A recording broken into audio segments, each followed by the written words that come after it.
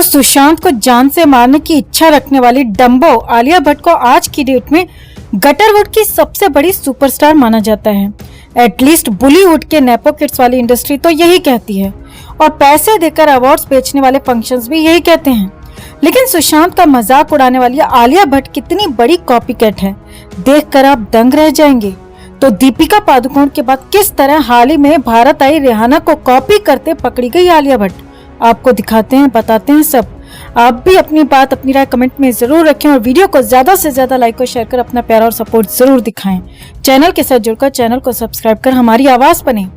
तो बात करें आलिया भट्ट के करियर की, तो थ्रू आउट आलिया भट्ट पर आरोप लगता आया है कि उसने दीपिका पादुकोण के पूरे करियर को कॉपी किया है। स्टाइलिंग से लेकर किस तरह की फिल्में करनी है वहाँ तक। जब दीपिका एयरपोर्ट पर स्पॉट हुई तो उनकी स्टाइल की और उनके कैमरास के सामने वॉक करने के तरीके पर बहुत तारीफ हुई और उनकी रील्स वायरल हुई। धीरे धीरे आलिया भट्ट ने भी इसी तरह से तैयार होना शुरू कर दिया और कैमरास के सामने इसी तरह वॉक करना शुरू कर दिया। दीपिका पादुकोण का करियर बनाने का क्रेडिट संजय लीला भंसाली को जाता है, तो आलिया भट्ट के करियर को बनाने का क्रेडिट भी संजय लीला भंसाली को जाता है। एक भंसाली फिल्म और तुम इस नेपो किड वाली इंडस्ट्री में टॉप पर आ गए। लेकिन अब हम आपको एक ऐसी चीज दिखाने वाले हैं जिससे आप ये कह देंगे कि आलिया भट्ट सिर्फ दीपिका को ही नहीं बल्कि कई सारे सेलिब्रिटीज को कॉपी करती है और अपने करियर को जिस मुकाम तक आलिया भट्ट ने पहुँचाया है वो कहीं न कहीं कॉपी पेस्ट करके ही पहुँचाया है। अब तक आपने स्टाइल कॉपी करने के बारे में सुना होगा, किसी के फिल्में कॉपी करने के बारे में सुना होगा, किसी का म्यूजिक कॉपी करने के बारे में सुना होगा, लेकिन आलिया भट्ट तो सवालों के जवाब भी कॉपी कर रही है। जी हाँ, बिल्कुल सही सुन रहे हैं आप। आलिया भट्ट रिसेंटली फॉक्स के इवेंट में गई थी और वहाँ पर आलिया भट्ट का एक इंटरव्यू हुआ था। इस दौरान आलिया भट्ट से एक सवाल किया गया जिसके जवाब में आलिया ने जो कुछ कहा वो कॉपी था। और किसका कॉपी था?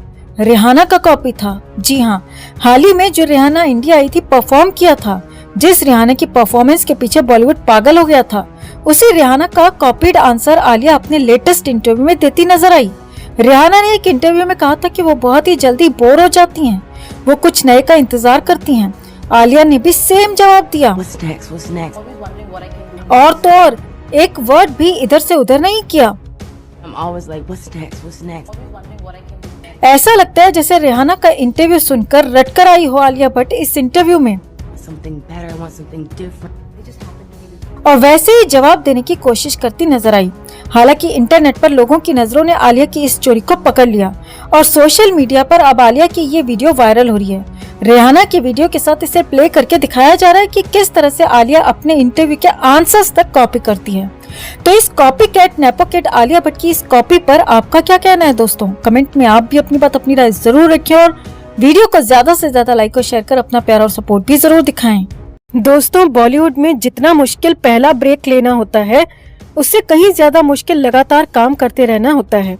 यहाँ पर शुरुआती समय में कई बार इत्तेफाक से काम तो मिल जाता है, लेकिन उस काम को लगातार बनाए रखना भी आर्ट होती है और वो हर किसी को नहीं आती।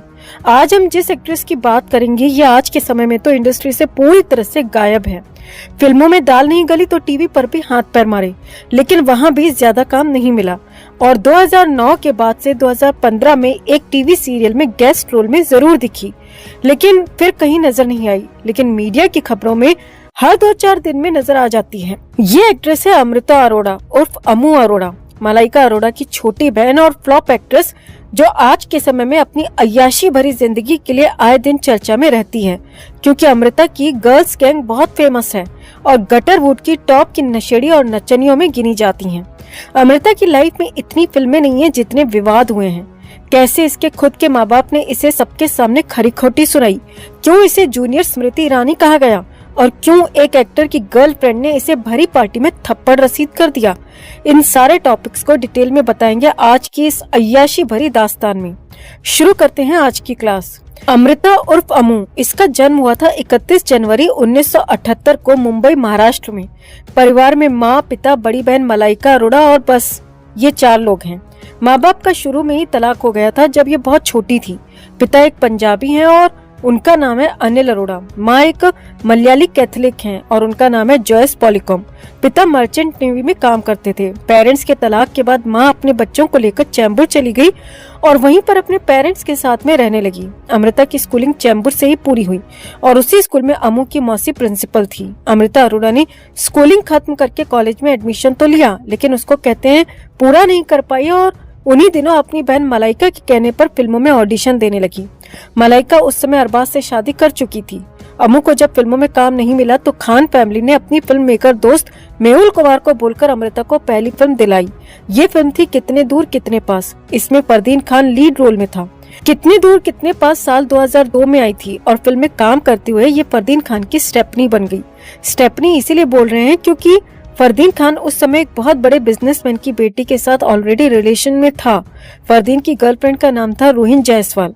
अमृता को पता था कि फरदीन दूसरी गली में ढोलक बजा रहा है, लेकिन अमृता ने स्टेपनी बनना भी स्वीकार किया क्योंकि फरदीन उस समय मोस्ट हैंडसम एक्टर के साथ ही साथ मोस्ट एलिजिबल बैचलर्स में भी गिना जाता था और बड़े एक्टर का इकलौता बेटा था, तो बहन की तरह मौके पर चौका मारने के चक्कर में थी। लेकिन इसका ये दांव उल्टा पड़ गया। इनके अफेयर की खबरें मीडिया में आई तो फरदीन की गर्लफ्रेंड रोहिन अमृता से खार खाने लगी। ऋतिक और सुजैन अपनी दूसरी एनिवर्सरी की पार्टी दे रहे थे। शादी की एनिवर्सरी थी। काफी एक्टर्स उसमें इनवाइटेड थे। मलाइका और अरबाज के साथ अमृता अरोड़ा भी उस पार्टी में गई। तभी फरदीन अपनी गर्लफ्रेंड के साथ वहां पर आया। रोहिन जायसवाल ने जैसे ही वहां पर अमृता को देखा तो उसका टेम्परेचर हाई हो गया और रोहिन और अमृता में उसी समय पार्टी के अंदर ही बहस होने लगी। बहस इतनी ज्यादा बड़ी हो गई कि रोहिन ने भरी पार्टी में अमृता को थप्पड़ मार दिया। सब लोग देखते रह गए और पार्टी में शांति छा गई। हालांकि कुछ रिपोर्ट्स में ये भी कहा जाता है कि थप्पड़ लगा नहीं था और पार्टी में जो लोग मौजूद थे, जो फ्रेंड्स थे, उन्होंने हाथ पकड़ लिया था। लेकिन मलाइका ने एक इंटरव्यू में कहा था कि रोहिन अमृता से बहुत नाराज थी और उन दोनों में मारपीट हुई थी। इसके बाद अमृता और फरदीन भी बहुत ज्यादा दिन तक गुल्ली डंडा नहीं खेल पाए क्योंकि अमृता के फ्लोर पर अश्मित पटेल डांस करने लगा था। अश्मित पटेल अमीषा पटेल का भाई है, फ्लॉप एक्टर है। इन दोनों का अफेयर 1 साल लंबा चला, लेकिन दोनों के बीच में उस समय दरार आई जब अमृता को उपेन पटेल ने लपेटे में ले लिया। उस समय उपेन पटेल काफी चर्चा में रहता था और अमृता की वजह से कई बार अरबाज और मलाइका के साथ भी घूमते हुए पार्टी करते हुए देखा जाता था। खुद मलाइका ने एक टीवी शो में अपनी बहन के इन दोनों अफेयर्स पर खुलकर बात की थी।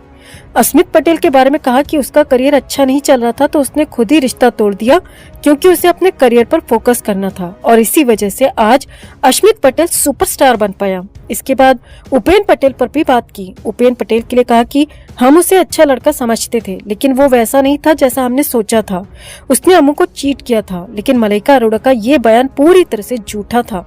दरअसल मलाइका हमेशा से किरण मौसी की चमची रही थी और इसी वजह से अमृता भी किरण की खास बन गई। अमृता और उपेन पटेल के ब्रेकअप के पीछे इसी चुगलखोर किरण मौसी की तिरछी टांग थी। उपेन आउटसाइडर था और अमृता उस समय खान परिवार की खासम खास थी, तो अमृता के करियर को किरण मौसी संवारने में लगी हुई थी और जो एडवाइजर थी वो किरण मौसी ही थी। और किरण मौसी का पार्ट टाइम काम दलाली करना है, ये तो वर्ल्ड वाइड फेमस बात है। किसको किसके रॉकेट पर बिठाना है, इसके चप्पू को किसकी नाव में फिट करना है, ये सारे फैसले किरण मौसी के कोठे पर होते हैं, कोठी में होते हैं।